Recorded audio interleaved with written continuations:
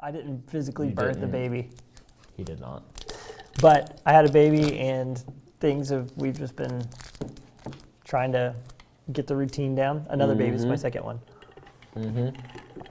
And then we were out of town for some range days, which was awesome. We did, CMMG opened a private range for their 20th anniversary. It was awesome. They flew out a bunch of influencers. We were out there filming for them.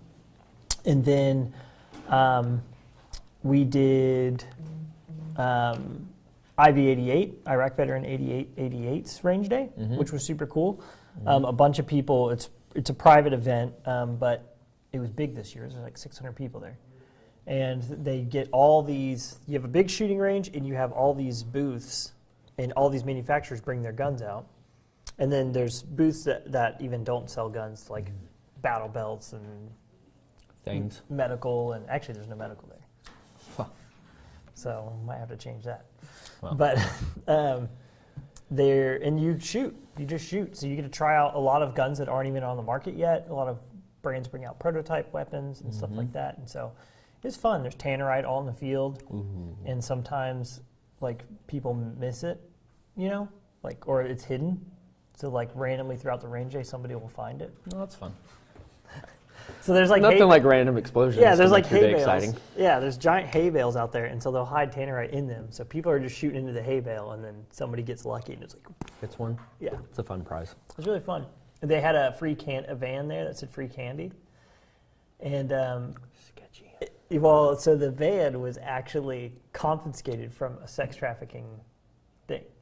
So if you open up the back, there was like padlocks and stuff back there, and so the best way to dispose of a vehicle like that is to blow it up. Blow it to smithereens. So that's what they did. They wrote free candy on the side and everything, and blow it up. We blew it up. Good. It was awesome. That's what it deserves. Yeah, announcements and plugs. Plugs. Let's do that. Plugs. Plug so, Frontline Medical Defense, you can get all sorts of medical gear from that. Use coupon code DIRE10, you get 10% off. Merch is available at direarmory.com. We're making some changes to the website as we continue to focus a little bit more on our media stuff right now. The prototypes for the Dire Armory IFACs, the Dire FAC is what we call it, they're in. Cool. So they are in full official prototype mode. Cool. So they're going to send those back. Good deal. We'll review them. And give the final stamp of approval, and they will be in full production. Cool. Which is going to be super awesome. They are unlike any IFAC on the market. Very good. So they're going to be awesome. So keep an eye out for that. Awesome. And yeah, you have any cool stories? Oh, let's see. Because I heard rumors that that you had a Suburban's cool story ripped in half on the interstate, people attacking the fire engine, people dying, overdosing. Right now, by the way, people, the opioid epidemic is really bad. Dealers are mixing it with crack, which is great. Really? Yeah, so people are smoking their crack, and then they OD on the opiate. So their heart rate's like 130, 140, which is weird, because usually it goes down. Yeah, that's what I was about to say. And yet they are overdosed. And it requires lots of Narcan.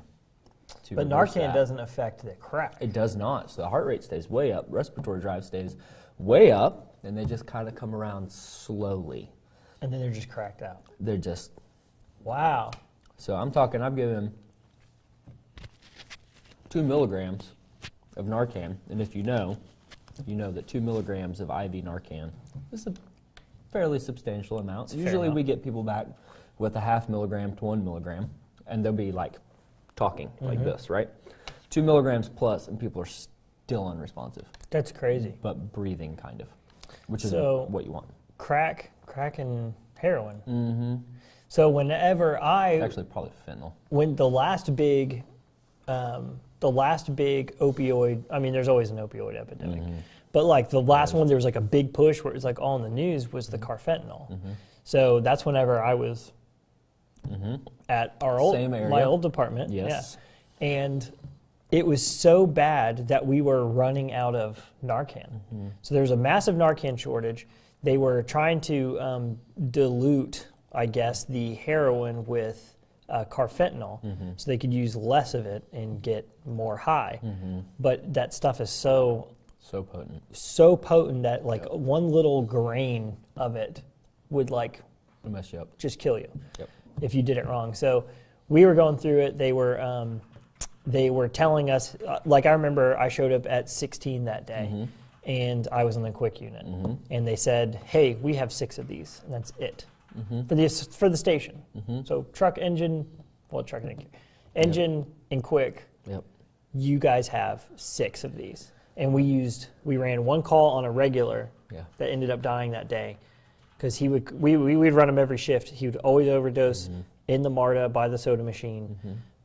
He was always there, and every day we used more and more. 3 of our 6 we used on that one guy, and he ended up not even coming back. Yeah, I believe it. So it was like, that was the last big one. So that's pretty crazy that it's coming around again. It's been wild. So yeah. So don't do heroin. Don't do drugs. If you do drugs, listen, no condemnation, but stop. Do caffeine. Get some help. Do caffeine. Caffeine, that's a heck of a drug. This is a good drug. It's a heck of a drug. It's a drug I'm out of at the moment. Need more of. Should have gotten you coffee, man. Should have. We should get an assistant. Anyway, so let's kind of get into the topic of the day. Yeah. Keep it stable, able, hemodynamic stability. So this goes along kind of in a continuation of what we've been talking about. So we've talked about tourniquets, cutting off, exsanguation, right? Catastrophic hemorrhage, lots of blood coming out of an artery or a vein, tourniquets. Talked a little bit about chest seals and other trauma care with keeping blood in the body. We've talked about initial assessment. We talked a little bit about respiratory stuff, airway stuff, and kind of what to evaluate. Well, our next thing when we're taking care of a patient, after we've done those things, is we get our baseline vitals. And this is kind of where we start to look at hemodynamic stability. So I brought some things with me. Ooh. Props that I have at home. So just kind of to cover some things, because you'll run into this at a hospital too. If you go to the hospital, this is, for the most part, standard evaluation. This is where they start, right? This is the base. Before we do lab work, before we do anything else, we want to know what is our baseline for our patient right now. Side note, I had a sore throat for a couple of days, so I have a cough drop. So if I do weird stuff, cough drop. Yeah. Okay, so let's start with number 1.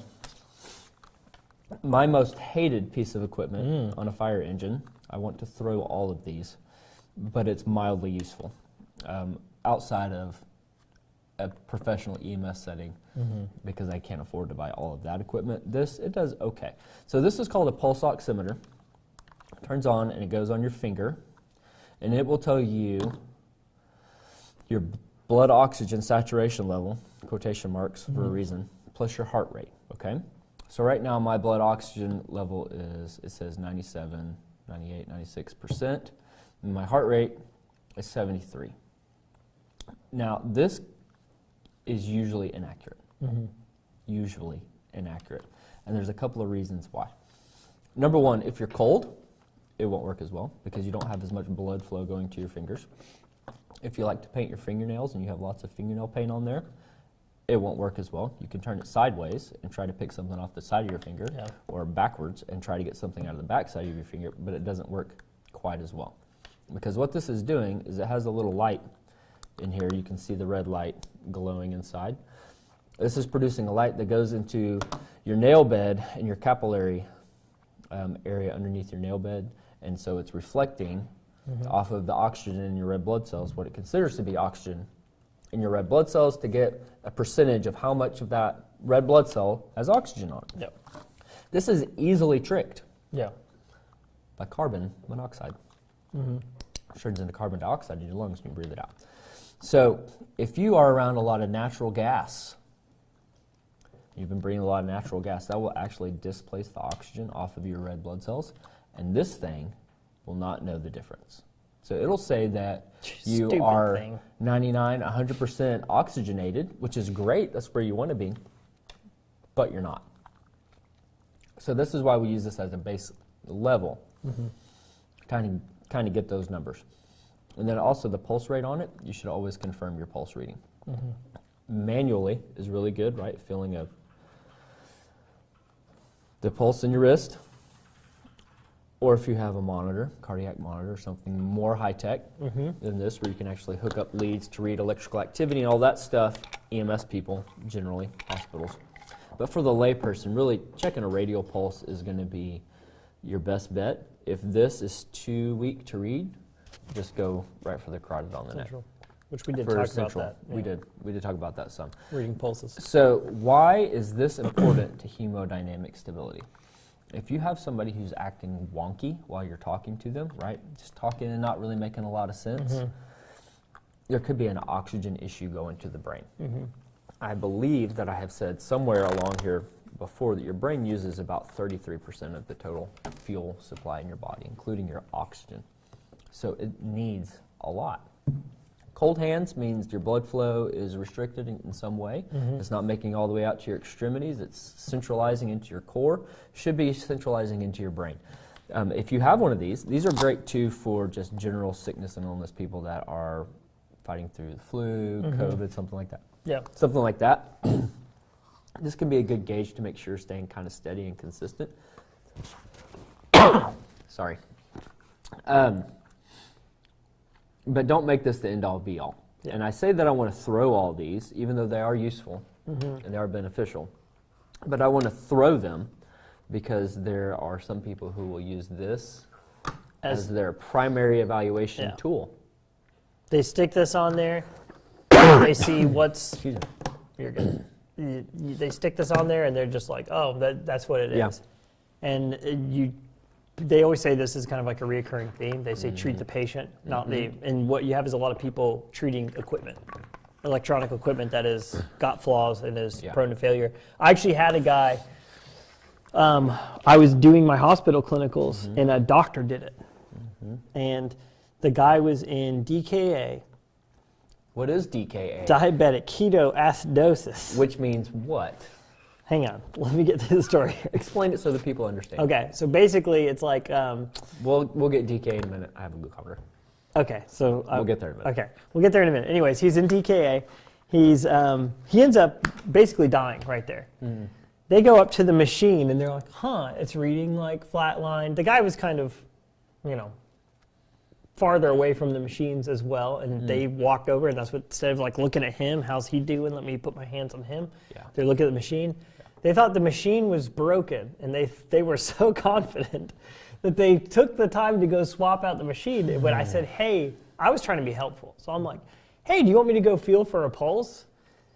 The doctor looked at me and goes, shh, like I'm a student, and I was like, oh, okay, well, this guy knows what he's doing. They hook him up, take the time to hook him up to the machine. The nurse that goes over to swap out the machine after this machine is also reading the same thing, well, maybe it's the wires now. They start pulling stuff off of him, and as she's putting it on, she's realizing, wait a second. And she says, hey, he has no pulse. Boom, start CPR or whatever. Yeah. So treat your patient, not your machine. Not your machine. Yep. If you happen to have equipment like this. Yeah. So another thing too, where this is dangerous, is with asthmatics and people with chronic respiratory issues. So, quick asthma lesson, because this is important. I see this a lot. So what happens with asthma, reactive airway disorder, right, is where somebody has a condition, predisposes their lungs to freaking out to various stimuli. It could be strenuous exercise, it could be an allergen stimulus, it could be stress. There's just a multitude of causes. What happens is the main airways in your lungs, called your bronchus, they will flare and they will swell up like this. And then they can get mucus, and it just restricts airway. What happens is air gets in, but air can't get back out. So your bronchial passages turn into a one-way valve. And so people will get stuck with air just filling their lungs, and it's ever expanding their chest wall cavity, which can cause a multitude of problems. Well, the issue with these is people will put them on there. What's their blood oxygen saturation? Oh, it's 100%. Yeah. Oh, we got asthmatic, 100% blood oxygen. They're okay. No, they're not. They're not okay. They have CO2 trapped in their lungs. They're in respiratory acidosis, which is going to cause respiratory failure, and they're going to die. You have to get the air out. So I don't know how many people I've treated with asthma. I either get on scene after somebody else, or somebody else that I'm working with will put this on, like, oh, well, their oxygen's 100%. Buddy, they're barely breathing, and you can hear the wheezing from the door. Throw that over there, and let's treat the patient. So you just have to have an understanding of what these are for. They got pushed pretty hard during COVID. A lot of people were just buying them and using them and monitoring their oxygen levels. And, oh no, I'm so low. It went to 96. I should be at 96. I'm dying. 96 to 100 is normal. That's pretty standard. I honestly don't get too concerned about people until they're below about 90 or 91. Then I'm like, oh, yeah. I'll give them a little bit of oxygen, but it's like, you'll be okay. Yeah, I usually put them in oxygen anyways, just because it makes people stop freaking out. They're at 96%, and then I'm like, oh, let's put you on some oxygen. Like, oh, I feel so much better now. Little O2. Like, yeah, because it helps great for anxiety. Yeah, it's people's. So that's this. Remember, always confirm your pulse. Reading you find on here. You can feel the radial and count for 15 seconds, multiply by 4. Do it for 30 seconds, multiply by 2. Read for a whole minute, and there's your beats per minute, right? And you want your heart rate to be less than 100, ideally. 60 to 100, most people. And those aren't expensive either. No, this is about $20, $25. Yeah, you can get them off Amazon. Yeah, pretty cheap. Not a bad tool to have in the toolbox. It's really not. And especially considering the one major hospital closure in our area that's imminent in a couple of weeks. Oof. Hospital times are going to continue to be greatly delayed and extended. So in COVID, we had people waiting. We've said this before, 7 hours for a bed, longer. In some places, I read something about a EMS worker in Canada. They're waiting like 20 hours for a bed. People dying and coding on a stretcher in the hallway with nobody around to take care of them. Yep. That's insane. We had traumatic car accident patients. I had a traumatic patient, ankles all turned weird ways and everything on a backboard for almost 5 hours. Yeah.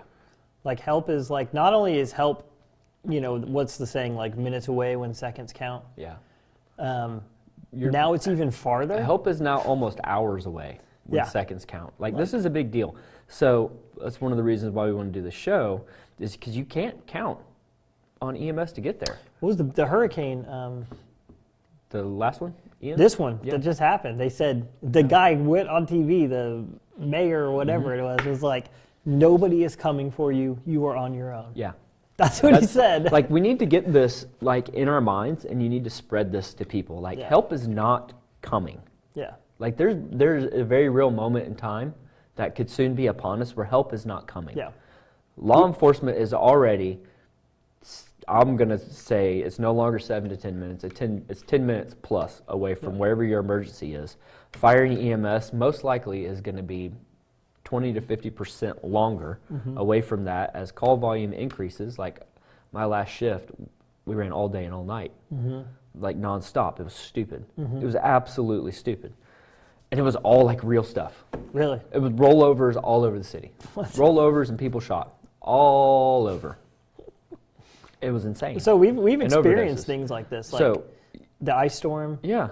I worked a major snowstorm in the southeast, northeastern, western, wherever people with lots of snow laughed at the south. But listen, the weather blinks and people freak out. They just can't drive down here. It's impossible. Well, not only that, it's not snow, it's ice. You're driving on a sheet of ice. Yeah. But it's just one of those things that's like, we've been there before, but we're getting to kind of like a tipping point where it's becoming the norm. Becoming the norm. Like, you may call 911 and either wait hours or they're just not, your call is going to, your arm's broken in half, but guess what? Somebody's having a heart attack and they're going to get priority over you. Yeah. Or there's not going to be anybody to send to your heart attack. Yeah. Which also happens. Yeah. So I've worked a lot of cardiac arrests lately with no ambulance crew anywhere nearby. Or one shows up and they're both basic EMTs. Major metropolitan area folks. Yeah. So before I get too far down that hole and get myself in trouble, I'm going to stop. That could be a whole episode. That just could be. Anyway, we got to get back to hemodynamic stability. So pulse rate, monitoring respiratory drive, because that's important. The next thing that we check is blood pressure. And that's what this is. This is a bag of blood pressure cuffs. You can buy these. I got these off Amazon. Right? This is what it looks like. If you've ever been to a doctor's office, you're familiar. This goes around your arm. They make it squeeze, and then they let the pressure off, right? So here's what we're looking at when we're monitoring blood pressure, and anybody can do this. This is not hard. You need a stethoscope to do it correctly so you can listen, right? But here's what we're monitoring. We're checking the pressure in your venous system. So the high number is the maximum amount of pressure being exerted by your heart on your vascular system to get blood throughout your body. The higher that number, the harder your heart is having to work, and that can be for a multitude of problems, but we don't want that number to be really high, okay? I think American Heart Association is somewhere in the 110 to 120 range for the top number. That's called your systolic blood pressure, okay? They want it down closer to 110. That's not necessarily possible for most people in America because we are way too stressed out here. It's just I said pretty low, actually. Not possible for a lot of working people, especially those driving in traffic. Yeah. The bottom number is the relaxed amount of pressure. That one is super duper important. Yeah. A lot of people will kind of ignore the bottom number, but if that number is over 100 or 110, you are in a bad way. Yeah. That means that there is increased pressure on your venous system all the time. So you need to talk to your provider, make some lifestyle changes, diet, exercise, sleep, and possibly get on some medication to help get that down. The risk is that you're going to blow a vein wide open like a pop tire. Yeah. And then you're going to have blood bleeding into your body somewhere. Most likely it will happen either in your lungs or in your head, in your brain, when you have that kind of catastrophic rupture. Sometimes you can get it in your aorta, which is the major artery coming off of your heart. And you can have an aortic dissection, so that could be where one of the layers in your aorta ruptures and then it bleeds into the other part and it looks like a bubble. Like if you ever have seen somebody with a tire with a bubble in their tire, imagine that inside your body.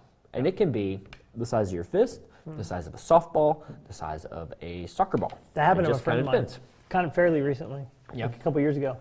Said he wasn't feeling good, and then he was walking, and he said it felt like somebody stabbed him with a knife. Right when that happened, he projectile vomited.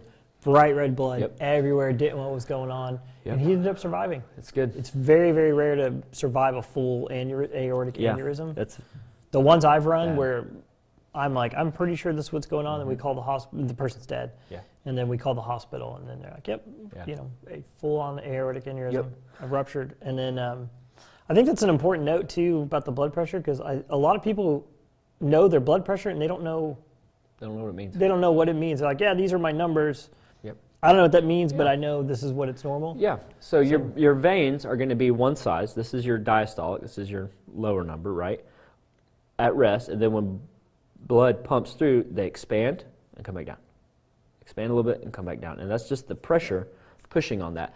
If your veins are always big and they only have a little bit of room to expand under pressure, there is so much tension on your vascular system, it's going to break at some point. It's going to pop. It's going to rupture and you're going to die. So what we're looking at with our pulse rate is we want it to be in a good range. We don't want it to be too high. We don't want it to be too low. And then with our blood pressure, we don't want it to be too high and we don't want it to be too low. We want it to be in a good range. We'll call it 120/80. Unless you're super athletic, that number can be way lower and your resting heart rate can be way lower, but that's just normal because your body is trained. But we want those to be kind of in that range, and that's where your hemodynamic stability comes into play, right? So when you're taking care of people and you're watching, hope isn't coming, right? You are your own first responder for your family, and maybe you live further out from a major area than we do. You're in the country. It could be 30 minutes before somebody's able to get to you, before an ambulance is able to drive from wherever to where you are. I'm in the country right now, and we've had 20-minute response times. just in driveways alone, like difficult to navigate driveways. I don't know why old people, when they get a certain age, they're like, man, I just want to go out in the country. You're like signing your death warrant. They just want to go out to the woods and die alone. That's basically what it is. Like animals. But we ran a call the other day, and I can't say he was super old. I can't say he would have survived if we had been there. But it took us 17 or 18 minutes to get up their driveway. I believe it. Tight turns, multiple like beep, beep, beep, beep, getting up, trying to get all the way up there. We ended up just parking the engine, and then cops just drove us up because if it's somebody dead, then I believe it. So yeah, you want to work towards that number being smaller. You can go get an automatic cuff. Those are supposed to be calibrated, and it's different with all of them. I can't really tell you how to do that. You just have to look at the instructions and do that. But I do know that these work pretty much all the time if you take care of it. And so there's different sizes too. There's a regular adult size, there's a little kid size, and then there's a very large adult size. Yeah, American standard size. Yeah. But it is a skill. Like you have to. You got to practice it. You have to practice and learn it. So if you don't have the time or whatever, don't let it intimidate you. You just get an electronic one. But I would recommend learning how to do a manual one because sometimes it's like we were just talking about, electronics have problems. They can become not calibrated, and then you take your blood pressure, like I'm dying, and then you call 911 and wait 4 hours for nothing. Long time and nobody comes. So kind of the last thing to kind of think about with all of those things in mind is a glucometer, and this kind of gets into the DKA thing. So this checks your blood sugar inside your body. You need to have a reasonable amount of fuel in your system at all times in order for your body to function correctly and to not have cramps or foggy thinking or lack of thinking, energy, falling asleep, all those things. So what Dave was talking about with DKA, that's when the blood sugar level is so high, your body can't process it, and it can cause you to act essentially drunk or crazy, and you pass out and you die because your organs can't operate in that kind of environment, and they just shut down. Yeah. And it's not good. So that guy was beyond crazy. He is beyond passed out. Yeah. And his body just literally couldn't take it anymore. Yep. And it's in a hospital setting, I feel like it's pretty preventable. You would think. The family was there, so I'm assuming something. I would imagine that something has come forth from that. Yeah. They were in there freaking out, yelling at him. I think they knew what was going on and everything too. So I'm pretty sure there was probably some money exchanged. Could be. It's a bad spot to be in. You can smell it too. So like. Oh yeah, it smells like someone's drunk. Yeah, yeah, and it's literally what that smell is your body can't process that stuff so much that you actually start breathing it out of your mouth, and that's what that smell is. So there has been, I've run a lot of car wrecks and calls, and cops are like, man, we got this guy, he's drunk or whatever, and then you're like, wait a second. Let me check their blood sugar. Oh, it's 600. Yeah. Officer, I'm not sure he's intoxicated. I think we have a diabetic issue. It doesn't even say 600. It just says high. Like, it's so screaming high. Yeah. But it is almost indistinguishable from being drunk. Yep. It's pretty similar. It smells like old alcohol. Yep. Somebody's been intoxicated for a long time. Yeah. So there's your brief glimpse into hemodynamic stability. And there are so many layers to that, and how you fix that, how you correct that, what you do. The next pandemic. Banned on YouTube. We've been shut down. The next pandemic, you're still going to see pretty catastrophic wait time for the hospitals. Yeah. I suggest if you are slightly feverish and feeling kind of sick, if you can hang out at your house, just hang out at your house and just wait it out. Yeah. Because hospitals are not exactly where you want to go if you're not dying. Yeah. And in need of immediate care. So if you're able to get some of this stuff and kind of keep an eye on your family members, especially as they get sick, it can help you make a little bit better determination. And number two, go take some classes in this stuff. Yeah. So there are a lot of first aid classes you can take. Anybody can go take a first responder class. Anybody can go take a EMT basic class. Anybody can go take an EMT advanced class. Yeah. Just because you take the class doesn't mean you have to go do it for a living. But you can go get some training and some understanding. I think there's some other places too that will kind of go into that. Yeah. Information a little bit more. We're here just for entertainment purposes. Yeah. Not providing medical advice. Nope. YouTube preview. No medical advice being provided here. No, just entertainment. Just entertainment. So joke it up, laugh, and have fun. It's a comedy anyway, show. that's it. We're just a couple of guys that don't really know much of anything. I about nothing. I think this is going to be. I think like over the past few years, this stuff is getting more and more prevalent because of the lack of the fire department and EMS being able to respond and hospitals being able to treat people. Places are just getting overcrowded. It's a national shortage of people to do the job too. There's people quitting left and right. I got to know, like, I feel like every month there's few people quitting. Like, I remember a couple months ago they were saying we had 8 exit interviews and our department's already short. So it's just a mixture of what the job has become, the demand of the job, the pay. The government is always an ineffective and inefficient tool to take care of you and your family, always. Yes. They don't have it right. They're always outdated. They always don't know what they're doing. They're always behind on it's up to you to protect your family. Don't subsidize your family's safety to the government. That's if you can handle some basic stuff, handle some basic stuff. You could know how to care for somebody that has a cold or the flu. Yeah. Because you can't do anything about it. Medication doesn't heal it. They just make you feel better while the virus runs its course, okay? Remember that. There's not really a medication that kills a virus immediately in your body. You just have to process through it. And if there is something, it's killing everything else on the inside of your body too. That's beneficial. Yeah. And you really don't want to do that. Yeah. It's just, if anything, like there's nothing that you could really do, but at least it could ease your mind. Like if you're like, man, I'm not sure, normally you're like, I'm not sure what's going on, I'm not whatever, you're going to feel a lot more panicky rather than, oh wait, his oxygen level's fine, I kind of know what could or couldn't be happening, the blood sugar's fine, the blood pressure's a little elevated, but not terrible. Like just knowing that, like, I'm not going to call 911. You're like, whereas if you don't know any of that stuff, you're just like, oh, I don't know, just call 911, get him here. Or you can have that information and you can call your primary care physician and do like a phone consultation with them. Yeah. Hey doc, this is what I've got going on. Been monitoring this, and this. Here's how it's been trending and going. I'm thinking this. I mean, do we really need to come in? What are your thoughts? Can we just lay low, hang out at home? Do we need whatever? And you can talk to somebody, and then you can be an informed consumer of the care that you're purchasing. Okay? Remember that. As a patient, you're a consumer purchasing a product from a person. They're not obligated to give you the best product, FYI. They might want to give you the most profitable product for them. It's possible. So think on that one a little bit, cancer industry. Yeah.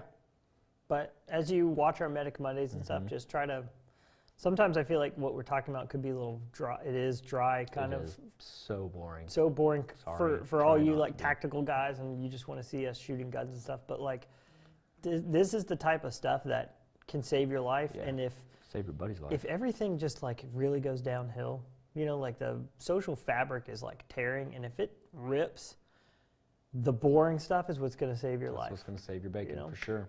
Gunfights are small. Medical care is huge. Medical care, just being prepared and just knowing what to look for can make all the difference. It can make all the difference. Everybody wants to take a life, do cool guy stuff, but nobody wants to actually do hero stuff and save somebody's life. Yeah.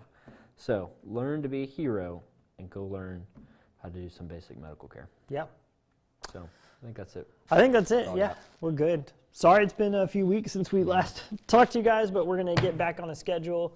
We've got our new med kits coming out, so we're going to probably doing some Medic Mondays. We might do some more pre-recorded stuff. We might head to the range and do some more tactical medical stuff. But again, we're still going to do this boring stuff because it's important. It's not about the views. It's about propagating information that can save somebody's life. If 100 people watch this and 10 people take it to heart, that's a win in my book. If one person is able to help one person live, that's a win. Yeah. So that's what we want. Yep. So that's it. And that's all. We will see you guys later. Adios. Bye.